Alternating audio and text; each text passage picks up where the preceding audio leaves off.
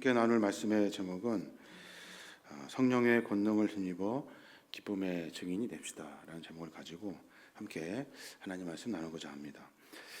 가을이 깊어져 가고 있습니다. 조금 전까지만 해도 더 가지고 힘들었던 기억이 있는데 벌써 아침 저녁으로 쌀쌀해졌고요. 또 기온차가 있으면서 감기에 걸리신 분들도 종종 보이는 것 같고, 다음 달이면 이제 한 해가 이제 마무리되는 그런 은혜를 베풀어 주신 그 예배를 드리는 추수감사 주일이거든요. 11월 달이게 되는데 벌써 한 해가 다 이렇게 지나가고 겨울이 더 가까워지고 있다는 것을 우리가 느끼게 됩니다. 특별히 한 해 가운데 은혜 베풀어 주신 하나님께 감사하는 절기, 이 절기에 그 추수감사 주일을 우리가 보내게 되는데 이날은 특별하게 저희가 총동원 전도 주일로 지켜보려고 합니다. 특별히 교회를 잠깐 쉬고 계시는 분들이나 전도할 대상들 그리고 해야 될 일들을 우리가 이 기간을 통해서 조금 추스려 보고 함께 온 성도들이 함께 하나님 앞에 예배할 수 있도록 우리의 사역과 삶을 좀 정비하는 그런 시간을 가졌으면 좋겠습니다. 이 기간은 단순히 많은 사람들을 교회로 모으는 것, 여기에 목적이 있지 않습니다. 우리에게 맡겨진 주님의 사명이 무엇인가 한 주 한 주 말씀을 통해서 고민해보고, 다시 말해서 하나님이 나를 왜 부르셨는가, 왜 나에게 믿음 갖게 하셨는가 하는 이유를 좀 분명히 찾아서 신앙의 본질을 좀 찾아가는 그런 기간이 되었으면 좋겠습니다. 먼저 믿는 우리가 해야 될 일이 도대체 뭔가, 또 복음을 전하는 일이 주님이 가장 기뻐하신 일이라고 말하는데 과연 우리의 신앙의 삶이 복음을 전하는 삶으로 정비되어 있는가 하는 내용들을 같이 고민해보고 우리의 삶을 좀 고쳐낼 수 있는 그런 기간이 되었으면 좋겠습니다. 오늘 나누어 드린 조그만 그 카드가 있습니다. 내가 작성한 전도 대상자라고 하는 카드가 있습니다. 여러분 기도하시면서 내가 전도할 대상자를 한번 적어보시면 좋겠어요. 우리가 이것을 그냥 하는 일이 아닙니다. 과연 내 마음에 전도에 대한, 복음에 대한 마음이 있는가 여러분 점검하셔가지고 내가 하나님의 안에 순종하며 사역할 수 있도록 한 명 한 명 적어내시면 좋을 것 같아요. 적어서 그 기간 동안, 그분이 교회 나올 때까지, 믿음과 신앙생활 할 때까지 우리가 계속 기도할 수 있는 우리 모두가 되었으면 좋겠습니다. 오늘은 왜 전도하는가, 우리가 왜 전도해야 되는가 하는 내용을 시작으로 해서 전도가 왜 가장 기쁜 일인가, 그럼 우리가 할 수 없는데, 잘 못하는데 왜 하나님은 우리에게 이 전도의 사명을 허락해 주셨는가, 하나님 우리에게 어떤 힘을 허락해 주신가 하는 이야기를 가지고 말씀을 나누려고 합니다. 왜 우리가 전도해야 합니까? 왜 우리가 전도해야 됩니까? 교회를 더 크게 만들려고 전도합니까? 여러분 그렇지 않죠. 우리가 전도해야 되는 이유는 하나님의 명령이기 때문에 그래요. 하나님의 명령. 전도해야 되는 이유는 복음을 전하는 일이 예수 그리스도께서 우리에게 말씀하신 지상 명령이기 때문에 그래요. 예수님이 사역을 마치시고 부활 승천하시기 직전에 제자들에게 마지막으로 남기고 싶은 말씀이 있었을 거예요. 그 마지막으로 남기고 싶은 말씀을 성경은 기록해냅니다. 그러니까 유언과도 같은 말씀이에요. 이제 내가 너희를 떠나게 될 텐데 너희에게 마지막으로 결론적으로 너희들이 꼭 해야 될 일들, 이것만은 포기하지 말아라 라고 하면서 남겨주신 말씀이 있다고요. 이 말씀이 뭐냐면 마태복음 28장 19절에 있는 말씀이에요. 보면은 그러므로 너희는 가서 모든 민족을 제자로 삼아 아버지 아들과 성령의 이름으로 세례를 베풀고 내가 너희에게 분부한 모든 것을 가르쳐 지키게 하라. 볼지어다 내가 세상 끝날 때까지 너희와 항상 함께 있으리라 하시니라. 마지막 결론적으로 유언과도 같은 말씀을 남기셨어요. 그 말씀이 뭐냐면 너는 가서 모든 민족으로 제자를 삼아라. 이 말씀은 선택사항이 아닙니다. 하고 싶으면 하고 하기 싫으면 안 하는 그런 선택사항이 아닙니다. 우선순위를 가름할 때 그때 마음대로 내 마음대로 우선순위에서 뒤로 밀어낼 수 있는 거리도 아닙니다. 이것은 주께서 우리에게 말씀하신 명령이에요. 명령. 신앙인이라면, 그리스도인이라면 이 명령을 알아야 되죠. 근데 우리는 이 명령을 글쎄요, 하기 싫어서 그런지 귀찮아서 그런지 별로 생각해내지 않습니다. 사도행전 1장 8절에 보면 예수께서 성령이 임하시면 권능을 받고 땅끝까지 이르러 내 증인이 되라 선포합니다. 왜 이 말씀을 사도행전 1장 처음에 기록해 두었냐 하면, 사도행전은 예수 그리스도의 복음의 역사를 기록한 책입니다. 초대교회가 어떻게 복음을 전했는지, 어떻게 시작됐는지, 성도들이 어떻게 복음을 접하고 성도들이 어떤 일을 하였는지에 대한 내용을 기록한 책이 사도행전이거든요. 그래서 처음 서두에 주님께서 우리에게 명령해 주셨다는 거예요. 성령께서 우리에게 임하시면 우리가 어떤 일을 하게 되냐면 땅끝까지 복음을 증거하는 일을 하게 되었다 하는 겁니다. 그러니까 주님이 부활 승천하시면서 마지막 하신 말씀도 세상에 나가서 복음을 전해라. 사도행전의 수많은 초대교회와 초대 성도들의 기록을 기록해내면서 우리가 하는 일들은 바로 주님께서 명령하신 증인의 삶이었다라고 하는 것을 기록하기 위해 사도행전 1장에, 그리고 마지막 주님께서 명령하신 명령을 마태복음 제일 뒷장에 기록해 놓은 겁니다. 우리는 이 명령을 우리를 구원하실 하나님의 거룩한 명령으로 들어야 합니다. 이 명령은 우선순위를 가름할 명령이 아니라 먼저 해야 될 명령으로 우리가 받아야 하는 거죠. 근데 문제는 이 명령을 거스를 만큼 전도하기가 힘들다 하는 거예요. 이 명령을 뒤로 할 만큼, 그것이 그렇게 중요하지 않다고 말할 만큼 그 전도가 어렵다 하는 겁니다. 왜 어려운지 몇 가지 생각해 봤어요. 그 첫째는 뭐냐면 영적 생명력이 우리에게 약해졌기 때문에 그래요. 쉽게 말해서 영적으로 살아있지 못하기 때문에 전도하지 못합니다. 활동도 하고 행사도 하고 일도 하고 여러 일들 다 감당하고 복잡하게 어려운 일들 막 정신없이 진행해 나가는데 근본적으로 영적 생명력이 약화되어 있다는 거예요. 영적으로 약해져 있으니 우리 안에 복음이 자연스럽게 어려워진 거죠. 사도행전에 그 초대교회 성도들이 왜 전도하는가? 사도행전에 있는 초대교회 성도들이 어떤 마음으로 전도했는가 하는 내용들을 성경은 기록해냅니다. 사도행전 8장 4절에 보면 그런 현상이 있어요. 사울이 교회를 잔멸할새 각 집에 들어가 남녀를 끌어다가 옥에 넘기니라. 그 흩어진 사람들이 두루다니며 복음의 말씀을 전할새. 그래요. 무슨 말이냐면 사도 바울, 그러니까 사도 바울이 전에 사울이었잖아요. 사울이었을 때 내 이놈의 교회들을 다 잔멸시켜야 되겠다, 없애야겠다라고 생각하고 사울이 대제사장으로부터 권한을 받습니다. 그리고 예수 믿는 사람들을 쫓아다닙니다. 집에까지 들어가서 남녀를 다 끌어다가 옥에 가둡니다. 그래서 성도들이 깜짝 놀라가지고 흩어졌다는 거예요. 흩어져서 자기가 숨어서 사는 줄 알았는데 흩어져 성도들이 어떻게 사냐면 복음을 전하며 살더라 하는 거예요.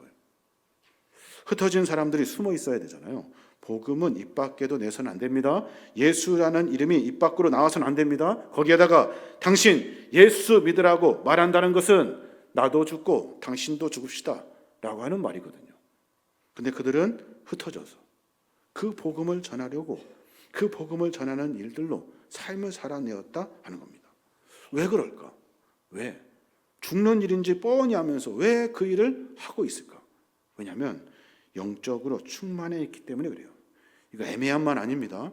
내가 주님의 명령을 붙들고 예수 그리스도께서 나를 위해 십자가의 사역을 감당하시며 그 사랑을 보여주셨음을 내가 아는 것, 이것이 영적 충만한 상태입니다. 주님이 나를 왜 부르셨고 주님이 나를 위해 무엇을 하셨고 주님이 나를 위해 어떤 희생을 하셨는지 아는 것, 그것이 영적 충만의 상태라는 거예요. 그래서 나는 이 자리에 가만히 앉아 있을 수 없고 나는 숨어 살 수 없고 나는 말하지 않을 수 없고 나는 선포하지 않을 수 없다 하면서 흩어져 도망다니면서 그 일 감당하며 살았다 하는 거예요. 생각해 보십시오. 여러분과 예수 그리스도가 어떤 관계입니까? 예수 그리스도께서 여러분을 위해서, 나를 위해서 어떤 일을 하셨습니까? 그것이 내 마음에 어떤 마음으로 새겨져 있냐 하는 거예요. 그 영적 상태, 이 영적 충만의 상태가 약해졌기 때문에 복음 전하기가 어려운 겁니다. 그래서 다른 것을 앞에다가 막 집어넣습니다.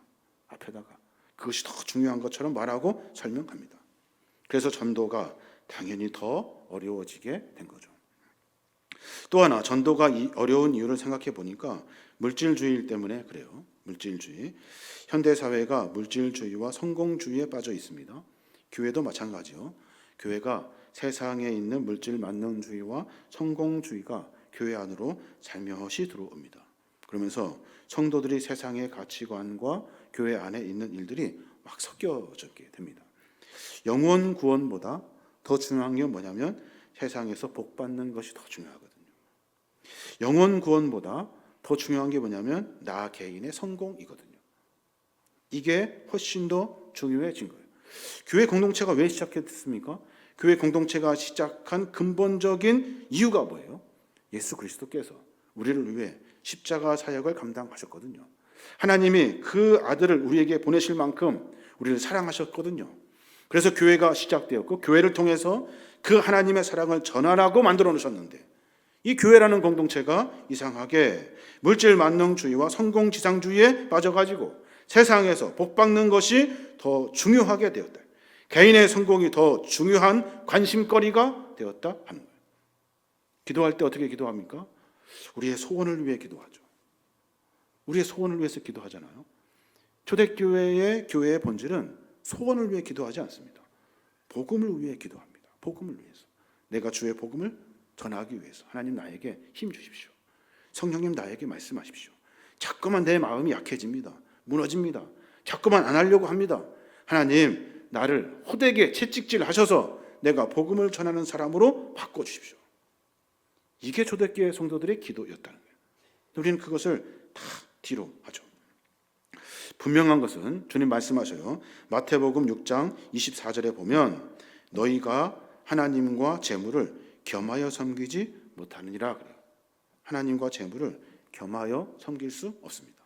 세상의 성공이 교회 안에 있을 수 없고요. 세상에서 받는 그 복이 교회를 통해서 이루어질 수 없다는 말씀이에요. 교회는 그런 곳이 아니다 하는 겁니다. 또 하나 생각해 봤는데 하나는 철저한 개인주의 때문에 그러죠. 개인, 프라이버시 이것을 중시하는 문화 속에 살아갑니다. 그러면서 이웃과의 깊은 관계를 어렵게 만들어 놓습니다. 저희도 또 아파트에 살고 있지만 앞집과의 교제가 참 어렵습니다. 어렵죠. 뭐 그럴 필요 없다고 다들 말합니다. 근데 옛날에 안 그랬거든요. 서로 음식도 나누고 막 그런 생활을 했던 거 기억이 나요. 교회 공동체는 뭐 하는 공동체입니까? 개인주의가 만연한 공동체입니까? 절대 그러면 믿음과 신앙이 자라지 않습니다. 교회 공동체는 성도들이 함께 예수 그리스도의 사랑을 만난 성도들이 서로에게 예수 그리스도의 사랑을 전해주는 곳이 교회 공동체입니다. 그래서 교회 공동체는 천국을 모델로 하는, 천국을 맛볼 수 있는 곳이 교회 공동체가 되어야 한다는 거예요. 그런데 이 개인주의가 우리 안에 만연해지면서 관계를 그렇게 깊게 하려고 하지 않습니다. 뭐하러 이렇게 관계 맺고 상처받고 아픔 주고 그럴 필요가 없잖아요. 잠깐 와서 1시간 예배 드리고 가면 되는 거예요. 그게 신앙의 본질인 줄 착각합니다. 근데 그렇지 않습니다. 교회 공동체는 반드시 개인주의를 넘어 함께 믿음의 공동체를 만들어가는 곳입니다. 힘들고 어렵고 지치고 고된 일들이 계속 반복됩니다. 상처받고 아픔이 있고 그리고 여러 사람들 손가락질하고 하는 일들이 반복됩니다. 그런데도 불구하고 주께서 나 때문에 십자가에 죽으신 그 십자가의 사랑을 알고 깨닫고 참고 인내하며 견뎌 하나님의 공동체를 세워가는 곳이 교회라는 거예요. 내가 편하려면 뭐하러 교회 다닙니까? 밖에 있으면 되지. 근데 교회 공동체는 그런 곳이다 하는 거예요. 오늘도 아프고 오늘도 상처받고 오늘도 힘든 일을 감당하면서 주님의 사랑을 깨닫고 다시금 그 자리에 서서 또다시 어렵고 힘든 일을 감당하는 것, 이게 교회 공동체라는 겁니다. 또 하나 생각해 보는데 거부와 거절에 대한 두려움 때문에 그런 것 같아요. 거절과 거부에 대한 두려움. 전도하다가 거절당한 경험 있으십니까? 저는 여러 번 있습니다. 누가 이렇게 한참 복음을 전하고 있는데 옆에 지나가는 사람이 저한테 그래요. 당신 뭐야? 당신 이단이지? 뭐 하는 거야 여기서? 하면서 지나가셨어요. 순간 그 주변에 여러 분들도 계셨는데 제가 견딜 수 없는 수치감이라고 할까요? 견딜 수 없겠더라고요. 도망가고 싶더라고요. 당신 뭐야? 하는 이 말이, 당신 이단이야? 하는 말이, 제가 이단입니까? 그 말을 듣고 충격을 먹었어요. 그 다음부터는 복음 전하기가 참 어렵더라고요. 두려운 마음이 갑자기 콱 생긴 거예요. 사랑하는 여러분, 성경에서 말하는 그 하나님의 우리의 그 가르침 중에 하나는 뭐냐면, 성도는 두려운 마음이 없습니다. 성도는, 여러분 반드시 아셔야 돼요. 성도는 두려워하지 않습니다. 왜 그런 줄 아십니까? 성령이 우리 안에 계시고 하나님 우리와 함께 계시다는 확신 때문에 그렇습니다. 어렵고 힘든 일 두렵습니까? 두렵지 않습니다. 하나님이 아시는데. 이게 성도의 고백이거든요. 디모데후서 1장 7절에도 그렇게 말해요. 하나님이 우리에게 주신 것은 두려워하는 마음이 아니요, 그래요. 하나님이 우리에게 주신 마음은 두려워하는 마음 아닙니다. 근데 성도들이 여러 일들 속에 두려운 마음이 있습니다. 그래서 우리 하는 말이 뭡니까? 두려워하지 마십시오. 놀라지 마십시오. 하나님 우리와 함께 하십니다. 그런데 복음을 전하는 일 때문에 두렵다는 거예요. 왜요? 또 혼날까 봐. 또 소리 들을까 봐. 그 두려운 마음 때문에 복음 전하기가 참 어려워요. 여러 일들이 계속 반복되면서 한두 번 있다 보면은 복음을 전하기가 참 어렵게 되더라고요. 두려운 마음 때문에. 이 마음 누가 주신 겁니까? 누가 준 겁니까? 사단이 준 거죠. 사단이. 말하지 못하게 하려고. 다시는 복음의 자리에 서지 못하게 하려고. 두려운 마음을 덜컥 준 거예요. 또 하나, 전도가 어려운 이유를 생각해 보니까 요즘 교회가 부정적인 이미지가 많죠. 교회 안에 세속화되고 대형화되면서 물질적 추문도 많고 목회자들의 이 도덕적 실패도 많이 언론에 보도가 됩니다. 그러면서 교회 전체가 사회적 그 신뢰가 아주 그냥 추락해 버리고 말죠. 그래서 우리가 무슨 말하기가 제일 어렵냐면 우리 교회 오십시오 라고 말하기가 참 어려워요. 더 여러 기관도 교회에서 뭐 한다 그러면 다 못하게 합니다. 그런 일들이 코로나 때 지나면서 더 심해졌죠.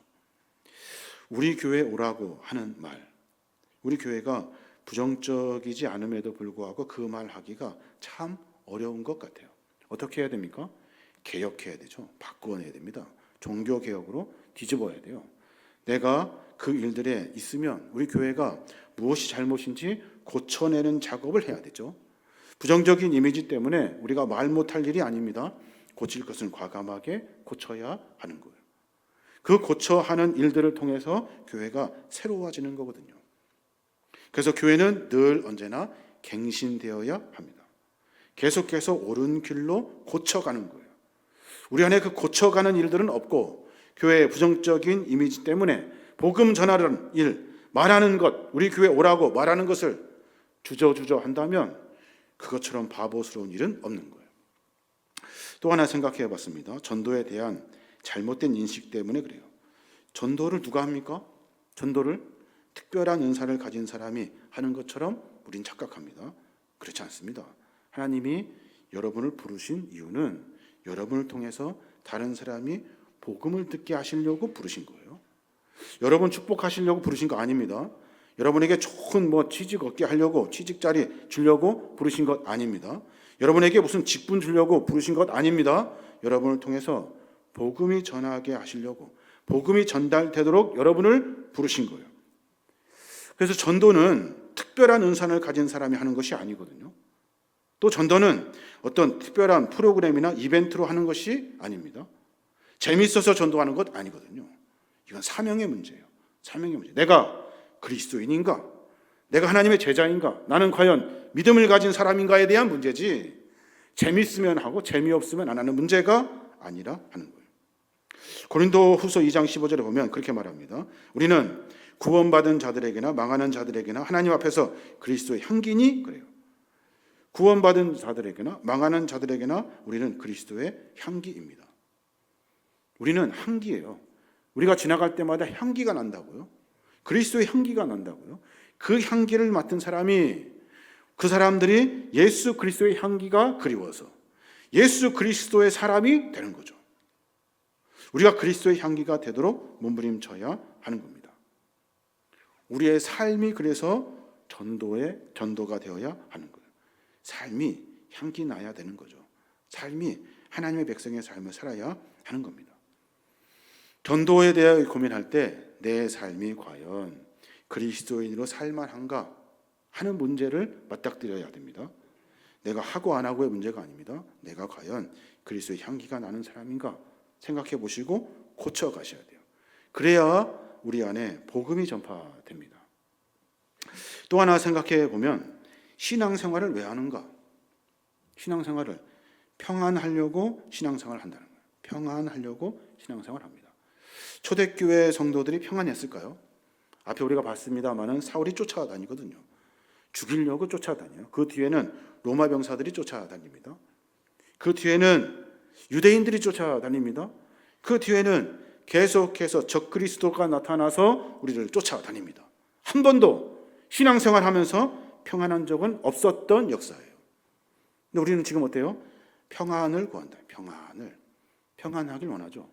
이대로 그냥 가만히 있으면 좋겠다 생각한다는 거예요.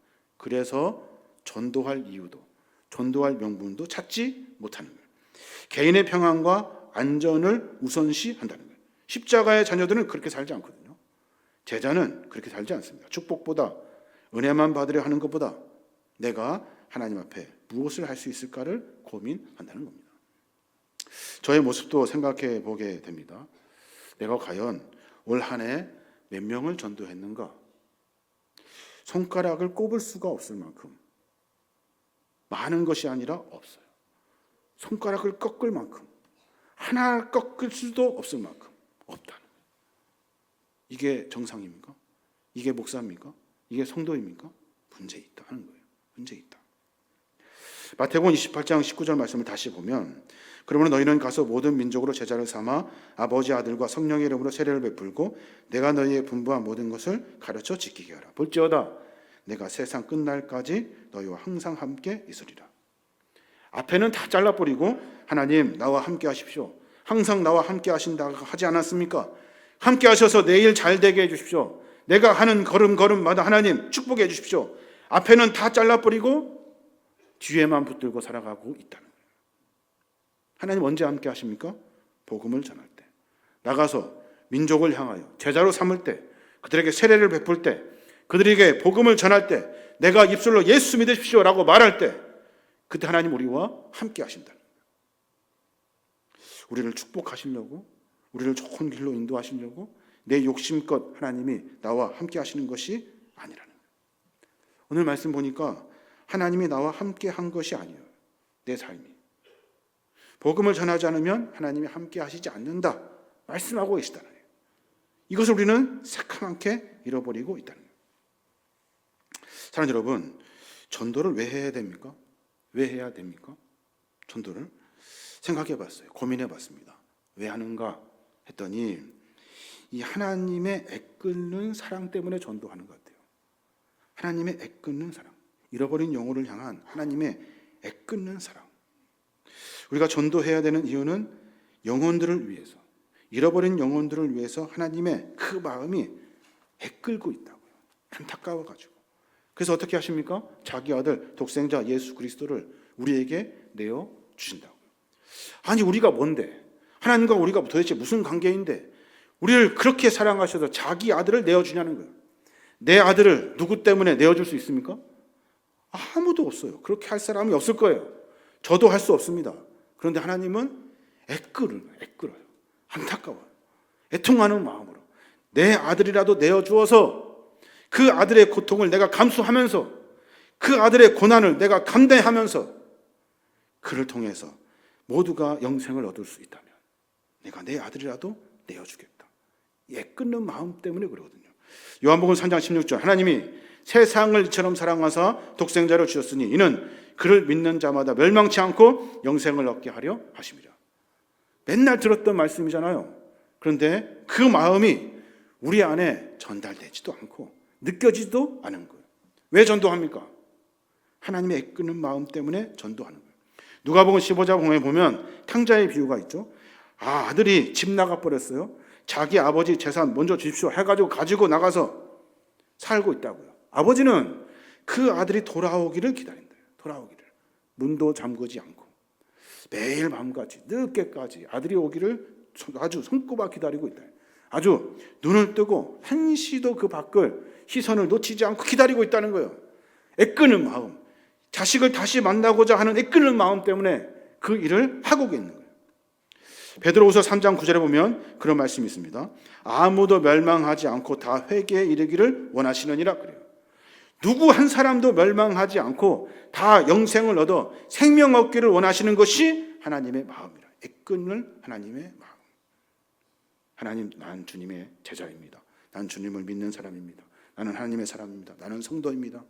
100번 얘기하지만 하나님의 이 애끄는 마음을 공감하지 못한다. 하나님 얼마나 답답하겠습니까? 얼마나 안타까워하겠습니까? 이처럼 사랑 많으신 하나님 아버지의 마음이 우리 안에 있으면 어찌 우리가 그 사랑을 우리가 혼자 간직하고 또 그 사랑을 잃어버릴 수 있겠습니까? 그 사랑을 나누고 전할 수밖에 없죠. 그래서 초대교회 성도들은 야, 사울이 쫓아온대. 흩어져 도망가. 그리고 도망간 자리에서 다시 복음을 전합니다. 야, 누가 누구 잡혀갔대. 안타까워 슬퍼하는 마음을 안고 또다시 흩어집니다. 그러고 나서 또다시 복음을 전하더라는 거예요. 우리에게 과연 그 마음이 있냐 하는 거예요. 성도는 그 마음이 있어야 돼요. 우리가 주님의 부름을 받아 사는 사람은 그 마음 있어야 한다는 겁니다. 전도해야 될 이유를 가만히 생각해 보니까 여러분 잘 아시는 것처럼 복음만이 유일한 구원의 길이기 때문에 그렇습니다. 복음만이 유일한 길이거든요. 사도행전 4장 12절에 보면 다른 이로서는 구원받을 수 없나니 천하 사람 중에 구원받을 만한 다른 이름을 우리에게 주신 일이 없음이라 그래요. 구원받을 수 있는 유일한 길은 예수 그리스도다 이거예요. 근데 우리는 어때요? 착하게 살면 되고 또 선을 행하면 되고 옳은 길을 하면 되고 여러 일들 속에서 된다고 생각한다. 그렇지 않다. 예수 그리스도를 믿는 것밖에 구원의 길이 없어요. 로마서 1장 16절에 보면 그렇게 말해요. 내가 복음을 부끄러워하지 아니하노니 이 복음은 모든 믿는 자에게 구원을 주시는 하나님의 능력이 됨이라 그래요. 나는 복음을 부끄러워하지 않아. 왜 부끄러워하지 않습니까? 너를 살릴 수 있는 유일한 길이거든. 너를 영생하게 하는 유일한 방법이거든. 그 사실을 알기 때문에 그래요.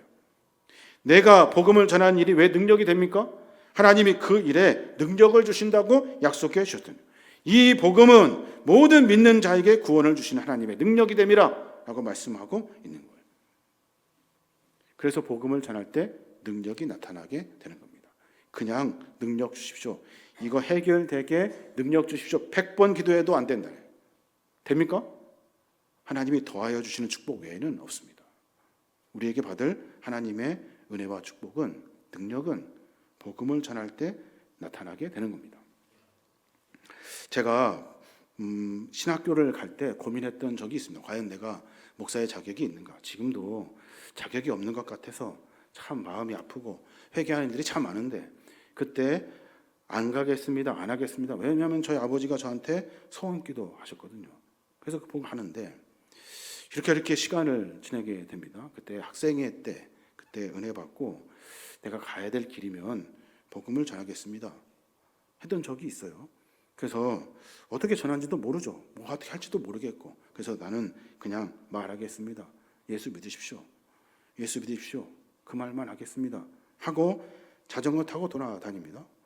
형들 만나면 형 예수 믿어 라고 지나갑니다. 친구 만나면 야 너 예수 믿어. 다음 주에 와. 다음 주에 예배 몇 시니까 그때 와. 그리고 또 누구 후배들 만나면 너들 다 와라. 예수 믿어라. 했단 말이에요. 근데 참 놀라운 일이 일어납니다. 제가 뭐 선물을 줬습니까? 제가 뭐 그들을 위해 기도를 했습니까? 뭐가 있으면 아무것도 한 것이 없는데 그 사람들이 그 자리에 왔더라고요. 와서 함께 예배를 드리고 있더라고요. 저 혼자 기도했던 것이 뭐냐면 그때 학생회가 한 30명 모였던 것 같아요.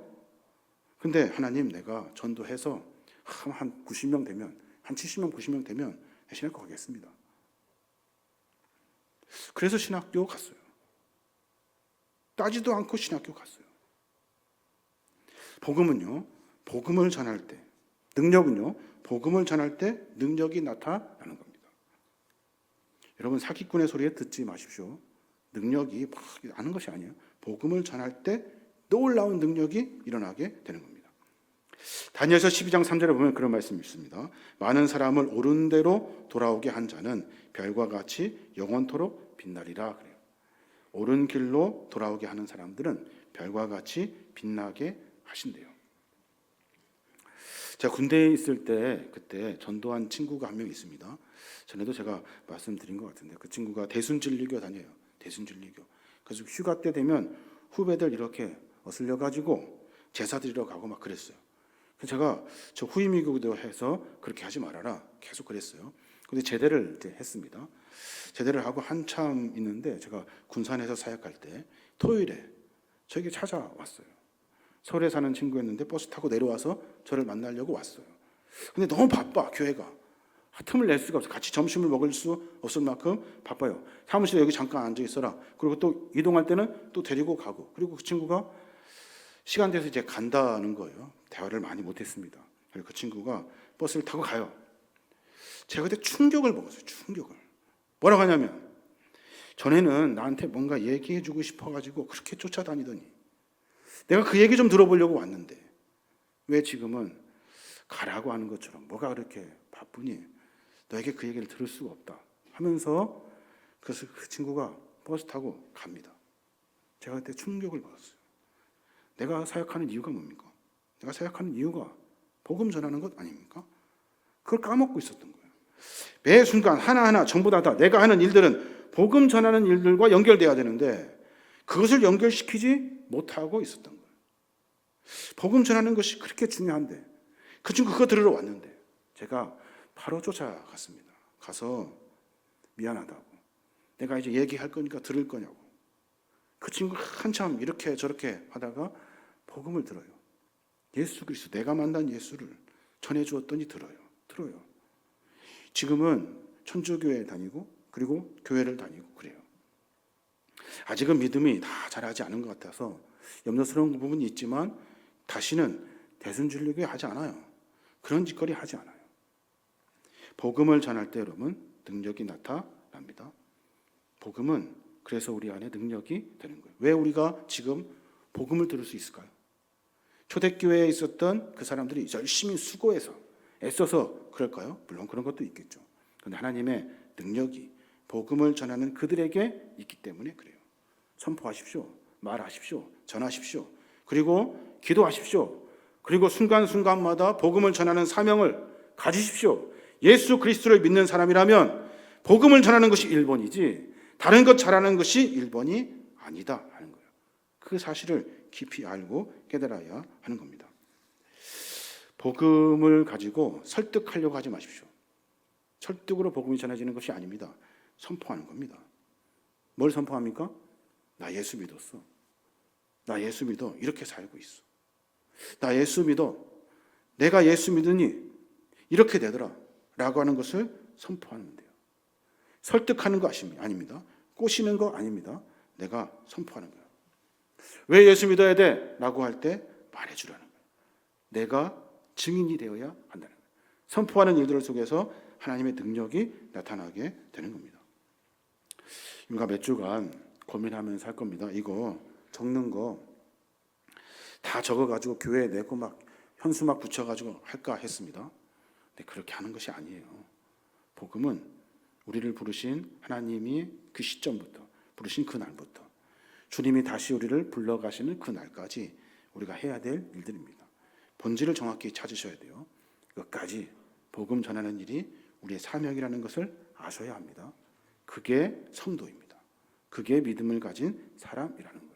다시 한번 마음을 추스려서 하나님의 복음을 우리를 부르신 하나님의 이유를 찾고 부르신 그 이유에 응답할 수 있고 복음을 전할 수 있는 우리 모두가 되야 될 줄로 믿습니다. 그런 삶으로 살아내시는 우리 모두가 되시길 주님의 이름으로 축원합니다. 아멘. 수많은 무리들 줄지어 그